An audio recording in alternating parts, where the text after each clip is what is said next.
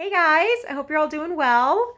This is going to be our final first chapter Friday because it is the last Friday of the school year.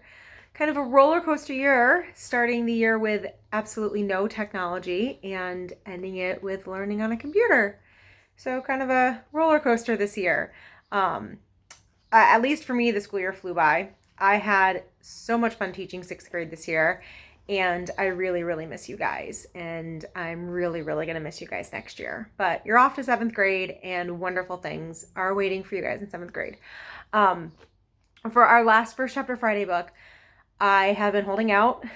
I saved the absolute best for last. This is literally one of my favorite books. Not just favorite young adult books, just favorite book of all time. It is such a good book. This book was written by a 16-year-old, and it was published in the 60s originally, and it is considered the very first book of the young adult literature genre. So before this book was written, young adult literature didn't exist. It wasn't classified that way. This book literally changed reading and writing, and it's an incredible, incredible story. So our First Chapter Friday book is going to be The Outsiders by S.E. Hinton. I read this book when I was in seventh grade. I have had the opportunity to teach this book to seventh graders in my career. I know it's not part of the seventh grade curriculum in Woolkit, so I wanted to introduce you guys to it in case you wanted to go ahead and read it on your own, because it really is just a fantastic story. You absolutely fall in love with the characters in the story. So without further ado, we'll go ahead and do the first chapter of The Outsiders. It is a longer chapter, and they've been doing construction all day here at my place. So hopefully they're done now and the background noise isn't too bad. But if you all of a sudden start hearing crazy noises in the background, that's why. So, chapter 1 of The Outsiders. When I stepped out into the bright sunlight from the darkness of the movie house, I had only two things on my mind: Paul Newman and a ride home. I was wishing I looked like Paul Newman. He looks tough, and I don't. But I guess my own looks aren't so bad. I have light brown, almost red hair and greenish-gray eyes. I wish they were more gray, because I hate most guys with green eyes. But I have to be content with what I have. My hair is longer than a lot of boys wear theirs, squared off in the back and long in the front and on the sides. But I'm a greaser, and most of my neighborhood rarely bothers to get a haircut. Besides, I look better with long hair. I had a long walk home and no company, but I usually loan it anyways, for no reason except that I like to watch movies undisturbed so I can get into them, live with the actors. When I see a movie with someone, it's kind of uncomfortable, like having someone read your book over your shoulder. I'm different that way. I mean, my second oldest brother, Soda, who's 16 going on 17, never cracks a book at all. And my oldest brother, Daryl, who we call Derry, works too long and hard to be interested in a story or drawing a picture, so I'm not like them. And nobody in our gang digs movies and books the way I do. For a while, I thought I was the only person in the world who did, so I loaned it. Soda tries to understand at least, which is more than Derry says. But then, Soda is different from everybody. He understands everything almost. Like, he's never hollering at me all the time the way Derry is, or treating me as if I was 6 instead of 14. I love Soda more than I've ever loved anyone, even Mom and Dad. He's always happy-go-lucky and grinning, while Derry's hard and firm and rarely grins at all. But then, Derry's gone through a lot in his 20 years, grown up too fast. Soda Pop will never grow up at all. I don't know which way is best. I'll find out one of these days. Anyway, I went on walking home, thinking about the movie, and then suddenly wishing I had some company. Greasers can't walk alone too much, or they'll get jumped, or someone will come by and scream, "Greaser!" at them, which doesn't make you feel too hot, if you know what I mean. We get jumped by the Socias. I'm not sure if that's how you spell it, but it's the abbreviation for socials, the jet set, the West Side rich kids. It's like the term greaser, which is used to class all us boys on the East Side. We're poorer than the Socias and the middle class. I reckon we're wilder too. Not like the Socias, who jump greasers and wreck houses and throw beer blasts for kicks and get editorials in the newspapers for being a public disgrace one day and an asset to society the next. Greasers are almost like hoods. We steal things and drive old souped-up cars and hold up gas stations and have gang fight once in a while. I don't mean I do those things. Derry would kill me if I got into trouble with the police. Since Mom and Dad were killed in an auto wreck, the three of us get to stay together only as long as we behave. So Soda and I stay out of trouble as much as we can, and we're careful not to get caught when we can't. I only mean that most greasers do things like that. Just like we wear our hair long and dress in blue jeans and t-shirts and leave our shirt tails out and wear leather jackets and tennis shoes or boots. I'm not saying that either Socs or greasers are better. It's just the way things are. I could have waited to go to the movies until Derry or Soda Pop got off work. They would have gone with me or driven me there or walked along, although Soda just can't sit still long enough to enjoy a movie, and they bore Derry to death. Derry thinks his life is enough without inspecting other people's. Or I could have gotten one of the gang to come along, one of the 4 boys Derry and Soda and I have grown up with and consider family. We're almost as close as brothers. When you grow up in a tight-knit neighborhood like ours, you get to know each other real well. If I had thought about it, I could have called Derry and he would have come on by on his way home and picked me up. Or 2-Bit Matthews, one of our gang, would have come to get me in his car if I'd asked him, but sometimes I just don't use my head. It drives my brother Derry nuts when I do stuff like that, because I'm supposed to be smart. I make good grades and I have a high IQ and everything, but I don't use my head. Besides, I like walking. I decided I didn't like it so much, though, when I spotted a red Corvair trailing me. I was almost 2 blocks from home then, so I started walking a little faster. I had never been jumped, but I had seen Johnny after 4 Socs got a hold of him, and it wasn't pretty. Johnny was scared of his own shadow after that. Johnny was 16 then. I knew it wasn't any use, though, the fast walking, I mean. Even before the Corvair pulled up beside me and 5 Socs got out, I got pretty scared. I'm kind of small for 14, even though I have a good build, and those guys were bigger than me. I automatically hitched my thumbs in my jean pockets and slouched, wondering if I could get away if I made a break for it. I remembered Johnny, his face all cut up and bruised, and I remember how he had cried a lot when we found him, half conscious in the corner lot. Johnny had it awful rough at home. It took a lot to make him cry. I was sweating something fierce, although I was cold. I could feel my palms getting clammy and the perspiration running down my back. I get like that when I'm real scared. I glanced around for a pop bottle or a stick or something. Steve Randall, Soda's best buddy, had once held off 4 guys with a busted pop bottle, but there was nothing. So I stood there like a bump on a log while they surrounded me. I don't use my head. They walked around slowly, silently, smiling. "Hey, Grease," one of them said in an over-friendly voice. "We're going to do you a favor, Greaser. We're going to cut all that long, greasy hair off." He had on a Madras shirt. I can still see it, blue Madras. One of them laughed, then cussed me out in a low voice. I couldn't think of anything to say. There just wasn't a whole lot you can say while waiting to get mugged, so I kept my mouth shut. "Need a haircut, Greaser?" The medium-sized blonde pulled out a knife out of his back pocket and flipped the blade open. I finally thought of something to say. "No." I was backing up away from that knife. Of course, I backed right into another one of them. They had me down in a second. They had my arms and legs pinned down, and one of them was sitting on my chest with his knees on my elbows. And if you don't think that hurts, you're crazy. I could smell English leather shaving lotion and stale tobacco, and I wondered foolishly if I would suffocate before they did anything. I was so scared, I was wishing that I would. I fought to get loose and almost did for a second, then they tightened up on me, and one of them on my chest slugged me a couple times. So I lay still, swearing at them between gasps. A blade was held against my throat. How do you like that haircut to begin just below the chin?" It occurred to me that they could kill me.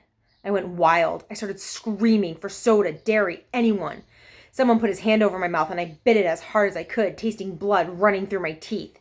I heard a muttering curse and got slugged again. And then they were stuffing a handkerchief in my mouth. One of them kept saying, "Shut him up, for Pete's sake, shut him up." Then there were shouts and the pounding of feet, and the Socs jumped up and left me laying there gasping. I lay there wondering what in the world was happening. People were jumping over me and running by me, and I was too dazed to figure it out. Then someone had me under the armpits and was hauling me to my feet. It was Derry. "Are you all right, pony boy?" He was shaking me, and I wish he'd stop. I was dizzy enough already. I could tell it was Derry, though, partly because the voice, and partly because Derry always was rough with me without meaning to be. "I'm okay. Quit shaking me, Derry. I'm okay." He stopped instantly. I'm sorry. He wasn't really. Derry isn't ever sorry for anything he does. It seems funny to me that he should look just exactly like my father and act exactly the opposite from him. My father was only 40 when he died, and he looked 25, and a lot of people thought Derry and Dad were brothers instead of father and son. But they only looked alike. My father was never rough with anyone without meaning to be. Derry is 6'2" and broad-shouldered and muscular. He has dark brown hair that kicks out in front and a slight cowlick in the back, just like Dad's. But Derry's eyes are his own. He's got eyes that are like two pieces of pale blue-green ice. They've got a determined set to them, like the rest of him. He looks older than 20, tough, cool, and smart. He would be real handsome if his eyes weren't so cold. He doesn't understand anything that's not a plain, hard fact, but he uses his head. I sat down again, rubbing my cheek where I'd been slugged the most. Derry jammed his fists in his pockets. They didn't hurt you too bad, did they? They did. I was smarting and aching, and my chest was sore, and I was so nervous my hands were shaking, and I wanted to start bawling. But you just don't say that to Derry. I'm okay. Soda Pop came loping back. By then, I had figured out all the noise I had heard was the gang coming to rescue me. He dropped down beside me, examining my head. You got cut up a little, huh, pony boy? I looked at him blankly. I did? He pulled out a handkerchief, wet the end of it with his tongue, and pressed it gently against the side of my head. You're bleeding like a stuck pig. I am? Look! He showed me the handkerchief, reddened as if by magic. Did they pull a blade on you? I remembered the voice. Need a haircut, greaser? The blade must have slipped while he was trying to shut me up. Yeah. Soda's handsomer than anyone else I know. Not like Derry. Soda's movie star kind of handsome, the kind that people stop on the street to watch go by. He's not as tall as Derry, and he's a little slimmer, but he has a finely drawn, sensitive face that somehow manages to be reckless and thoughtful at the same time. He's got dark gold hair that he combs back, long and silky and straight, and in the summer the sun bleaches it to a shining wheat gold. His eyes are dark brown, lively, dancing, recklessly laughing eyes that can be gentle and sympathetic one moment and blazing with anger the next. He has Dad's eyes, but Soda is one of a kind. He can get drunk in a drag race or dancing without ever getting near alcohol. In our neighborhood, it's rare to find a kid who doesn't drink once in a while, but Soda never touches a drop. He doesn't need to. He gets drunk on just plain living, and he understands everybody. He looked at me more closely. I looked away hurriedly because if you want to know the truth, I was starting to bawl. I knew I was as white as I felt, and I was shaking like a leaf. Soda put his hand on my shoulder. Easy, pony boy. They ain't gonna hurt you no more. I know, I said, but the ground began to blur, and I felt hot tears running down my cheeks. I brushed them away impatiently. I'm just a little spooked, that's all. I drew a quivering breath and quit crying. You just don't cry in front of Derry, not unless you're hurt like Johnny had been the day we found him in the vacant lot. Compared to Johnny, I wasn't hurt at all. Soda rubbed my hair. You're an okay kid, Pony. I had to grin at him. Soda can make you grin no matter what. I guess it's because he's always grinning so much himself. You're crazy, Soda. Out of your mind. Derry looked as if he'd like to knock our heads together. You're both nuts. Soda merely cocked one eyebrow, a trick he'd picked up from Two-Bit. Seems to run in the family. Derry stared at him for a second, then cracked a grin. Soda isn't afraid of him like everyone else and enjoys teasing him. I'd just as soon tease a full-grown grizzly, but for some reason, Derry seems to like being teased by Soda.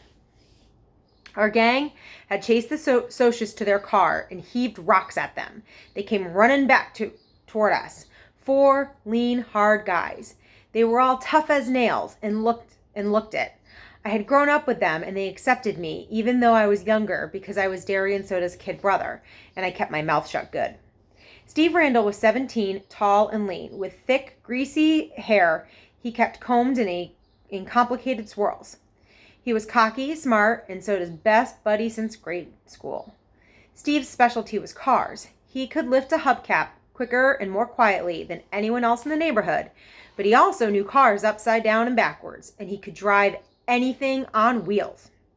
He and Soda worked at the same gas station, Steve part-time and Soda full-time, and their gas station got more customers than any other in town. Whether that was because Steve was so good with cars or because soda attracted girls like honey draws flies, I couldn't tell you. I liked Steve only because he was Soda's best friend. He didn't like me. He thought I was a tag-along and a kid. Soda always took me with them when they went places if they weren't taking girls, and that bugged Steve. It wasn't my fault. Soda always asked me. I didn't ask him. Soda doesn't think I'm a kid. Two-Bit Matthews was the oldest of the gang and the wisecracker of the bunch. He was about 6 feet tall, stocky in build, and very proud of his long, rusty-colored sideburns. He had gray eyes and a wide grin, and he couldn't stop making funny remarks to save his life. You couldn't shut that guy up. He always had to get his 2 bits worth in, hence his name. Even his teacher forgot his real name was Keith, and we hardly remembered he had one. Life was one big joke to 2-Bit. He was famous for shoplifting and his black-handled switchblade, which he couldn't have acquired without his first talent. He was always smarting off to the cops. He really couldn't help it. Everything he said was so irresistibly funny that he just had to let police in on it to brighten up their dull lives. That's the way he explained it to me. He liked fights, blondes, and for some unfathomable reason, school. He was still a junior at 18 and a half, and he never learned anything. He just went for kicks. I liked him real well because he kept us laughing at ourselves as well as other things. He reminded me of Will Rogers. Maybe it was the grin. If I had to pick the real character of the gang, it would be Dallas Winston. Dally. I used to like to draw pictures when he was in a dangerous mood, for then I could get his personality down in a few lines. He had an elfish face with high cheekbones and a pointy chin, small, sharp animal teeth, and ears like a lynx. His hair was almost white. It was so blonde, and he didn't like haircuts or hair oil either, so it fell over his forehead in wisps and kicked out in the back in tufts and curled behind his ears along the nape of his neck. His eyes were blue, blazing ice cold with hatred of the whole world. Dally had spent 3 years living on the wild side of New York and had been arrested at the age of 10. He was tougher than the rest of us. Tougher, colder, meaner. The shade of difference that separates a greaser from a hood wasn't present in Dally. He was as wild as the boys in the downtown outfits, like Tim Shepard's gang. In New York, Dally blew off steam getting in gang fights, but here, organized gangs are rarities. There are just small bunches of friends who stick together, and the warfare is between the social classes. A rumble, when it's called, is usually born from a grudge fight, and the opponents just happen to bring their friends along. Oh, there are a few named gangs around here, like the River Kings and the Tiber Street Tigers, but here in the Southwest, there's no gang rivalry. So Dally, even though he could get into a good fight sometime, had no specific thing to hate. No rival gang, only socias. And you can't win against them, no matter how hard you try, because they've got all the breaks, and even whipping them isn't going to change that fact. Maybe that was why Dally was so bitter. He had quite a reputation. They had a file on him down at the police station. He had been arrested, he got drunk, he rode in rodeos, lied, cheated, stole, rolled drunks, jumped small kids. He did everything. I didn't like him, but he was smart, and you had to respect him.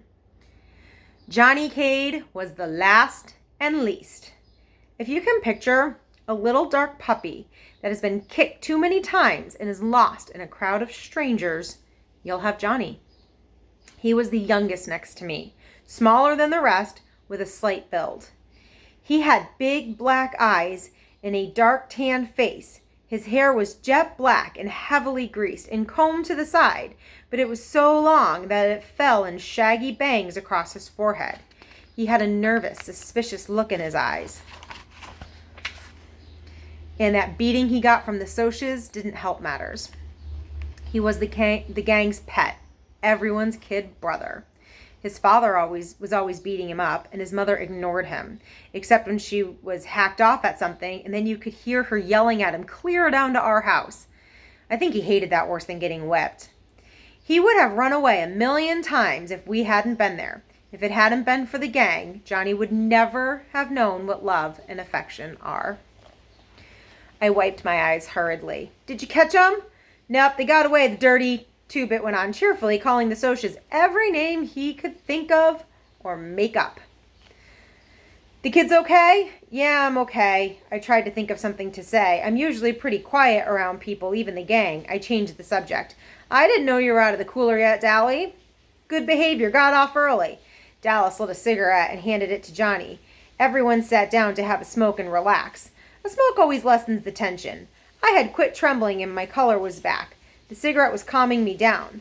Two-Bit cocked an eyebrow. Nice looking bruise you got there, kid. I touched my cheek gingerly. Really? Two-Bit nodded sagely. Nice cut, too. Makes you look tough. Tough, T-O-U-G-H, and tough, T-U-F-F, are two different words. Tough, T-O-U-G-H, is the same as rough. Tough, T-U-F-F, means cool, sharp, like tough-looking Mustang or a tough record. In our neighborhood, both are compliments. Steve flicked his ashes at me. What are you doing walking by your lonesome? Leave it to good old Steve to bring up something like that. I was coming home from the movies and I didn't think. You don't ever think, Derry broke in. Not at home or anywhere when it counts. You must think at school with those grades you bring home, but you've always got your nose in a book. Do you ever use your head for common sense? No sirree, bub. And if you did have to go by yourself, you should have carried a blade. I stared at the hole in the toe of my tennis shoe. Me and Derry just didn't dig each other. I could never please him. He would have hollered at me for carrying a blade if I had carried one. If I brought home B's, he wanted A's. And if I got A's, he wanted to make sure they stayed A's. If I was playing football, I should be studying. And if I was reading, I should be outside playing football. He never hollered at Soda Pop, not even when Soda dropped out of school or got tickets for speeding. He just hollered at me. Soda was glaring at him. Leave my kid brother alone, you hear? It ain't his fault he likes to go to the movies, and it ain't his fault the Socs like to jump us. And if he had been carrying a blade, it would have been a good excuse to cut him to ribbons. Soda always takes up for me. Derry said impatiently, when I want my kid brother to tell me what to do with my other kid brother, I'll ask you, kid brother. But he laid off me. He always does when Soda Pop tells him to. Well, most of the time. Next time, get one of us to go with you, Pony Boy, Two-Bit said. Any of us will. Speaking of movies, Dally yawned, flipping away his cigarette butt. I'm walking over to the Nightly Double tomorrow night. Anybody want to come and hunt some action? Steve shook his head. Me and Soda are picking up Evie and Sandy for the game. He didn't need to look at me the way he did right then. I wasn't going to ask if I could come. I'd never tell Soda because he really likes Steve a lot, but sometimes I can't stand Steve Randall. I mean it. Sometimes I hate him. Derry sighed, just like I knew he would. Derry never had time to do anything anymore. I'm working tomorrow night. Dally looked at the rest of us. How about y'all? Two-Bit, Johnny Cake, you and Pony want to come? Me and Johnny will come, I said. I knew Johnny wouldn't open his mouth unless he was forced to. Okay, Derry? Yeah, since it ain't a school night, Derry was real good at letting me go places on weekends. On school nights, I could hardly leave the house. I was planning on getting boozed up tomorrow night, Two-Bit said. If I don't, I'll walk over and find y'all. Steve was looking at Dally's hand. His ring, which he had rolled a drunk senior to get, was back on his finger. You break up with Sylvia again? Yeah, and this time for good. The little broad was two-timing me while I was in jail.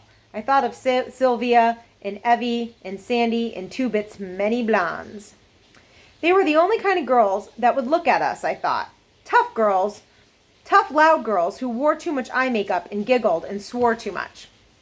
I liked Soda's girl Sandy just fine, though. Her hair was natural blonde, and her laugh was soft and like her china blue eyes. She didn't have a real good home or anything, and was our kind, a greaser, but she was a real nice girl. Still, lots of times I wondered what other girls were like. The girls who were bright-eyed and had their dresses a decent length and acted as if they'd like to spit on us given a chance. Some were afraid of us, and remembering Dallas Winston, I didn't blame them. But most looked at us like we were dirt. Gave us the same kind of look that the Socs did when they came by in their Mustangs and Corvairs and yelled grease at us. I wondered about them too. The girls, I mean. Did they cry when their boys were arrested like Evie did when Steve got hauled in? Or did they run out on them the way Sylvia did Dallas? But maybe their boys didn't get arrested or beaten up or busted up in rodeos. I was still thinking about it while I was doing my homework that night. I had to read Great Expectations for English. And that kid Pip, he reminded me of us. The way he felt marked lousy because he wasn't a gentleman or anything. And the way that girl kept looking down on him. That happened to me once. One time in biology, I had to dissect a worm. And the razor wouldn't cut. So I used my switchblade. The minute I flicked it out, I forgot what I was doing, or I never would have done it. This girl right beside me kind of gasped and said, "You are right, you are a hood." And that didn't make me feel too hot. There were a lot of socias in that class. I got put into A classes because I'm supposed to be smart. And most of them thought it was pretty funny. I didn't, though. She was a cute girl. She looked really good in yellow. We deserve a lot of our trouble, I thought. Dallas deserves everything he gets and should get worse if you want the truth. And Two-Bit, he doesn't really want or need half the things he swipes from stores. He just thinks it's fun to swipe everything that isn't nailed down. I can understand why Soda Pop and Steve get into drag races and fight so much, though both of them have too much energy, too much feeling, and no way to blow it off. "Rub harder, Soda," I heard Derry mumbling. "You're going to put me to sleep." I looked through the door. Soda Pop was giving Derry a back rub. Derry is always pulling muscles. He roofs houses, and he's always trying to carry 2 bundles of roofing up the ladder. I knew Soda would put him to sleep because Soda can put about anyone out when he sets his head to it. He thought Derry worked too hard. Anyway, I did too. Derry didn't deserve to work like an old man when he was only 20. He had been a real popular guy in school. He was the captain of the football team, and he had been voted Boy of the Year. But we just didn't have the money for him to go to college, even with the athletic scholarship he won. And now he didn't have time between jobs to even think about college. So he never went anywhere and never did anything anymore, except work out at gyms and go skiing with some old friends of his sometimes. I rubbed my cheek where it had turned purple. I had looked in the mirror, but it did not make me look tough. But Derry had me put a Band-Aid on the cut. I remember how awful Johnny had looked when he got beaten up. I had just as much of a right to use the street as the Socias did, and Johnny had never hurt them. Why did the Socias hate us so much? We left them alone. I nearly went to sleep over my homework trying to figure it out. Soda Pop, who had jumped into bed by this time, yelled sleepily for me to turn off the light and go to bed. When I finished the chapter I was on, I did. Lying beside Soda, staring at the wall, I kept remembering the faces of the Socias as they surrounded me. That blue Madras shirt the blonde was wearing. I could still hear a thick voice. "Need a haircut, greaser?" I shivered. "You cold, Pony Boy?" "A little," I lied. Soda threw one arm across my neck. He mumbled something drowsily. "Listen, kiddo, when Derry hollers at you, he don't mean nothing. He's just got more worries than somebody his age ought to. Don't take him serious. You dig, Pony? Don't let him bug you. He's really proud of you because you're so brainy. It's just because you're the baby. I mean, he loves you a lot. Savvy?" "Sure," I said, trying for Soda's shake to keep the sarcasm out of my voice. "Soda?" "Yeah?" "How come you dropped out?" I've never gotten over that. I could hardly stand it when he left school. "'Cause I'm dumb. The only things I was passing anyway were auto mechanics and gym. You're not dumb." "Yeah, I am. Shut up and I'll tell you something. Don't tell Derry though, okay?" "Okay." "I think I'm going to marry Sandy. After she gets out of school and I get a better job and everything. I might wait until you get out of school though, so I can still help Derry with the bills and stuff." "Tough enough. Wait till I get out though, so you can keep Derry off my back. Don't be like that kid. I told you he don't mean half of what he says." "You in love with Sandy? What's it like?" He sighed happily. "It's real nice." In a moment, his breathing was light and regular. I turned my head to look at him, and in the moonlight, he looked like some Greek god come to earth. I wondered how he could stand being so handsome. Then I sighed. I didn't quite get what he meant about Derry. Derry thought I was just another mouth to feed or somebody to holler at. Derry love me? I thought of those hard, pale eyes. Soda was wrong for once. I thought, Derry doesn't love anymore, or anyone, or anything, except maybe Soda. I didn't hardly think of him as being human. I don't care, I lied to myself. I don't care about him either. Soda's enough, and I'd have him until I got out of school. I don't care about Derry. But I was still lying there. I was still lying, and I knew it. I lie to myself all the time, but I never believe me. Chapter 1 of The Outsiders. If you want to find out what happens between the Soch and Greaser rivalry and to these three brothers. And yes, those are their real names. Soda Pop and Ponyboy are the real names of the characters. The Outsiders, it's an amazing story, and it's got like so much. It's adventurous. It's fantastic. I strongly encourage you guys to read this book. So that is it. First chapter Friday has come to an end for the school year. If you guys have any makeup work to do, turn it in. Otherwise, we're pretty much done with our year. So once again, I really, really miss you guys, and I hope you're doing well. And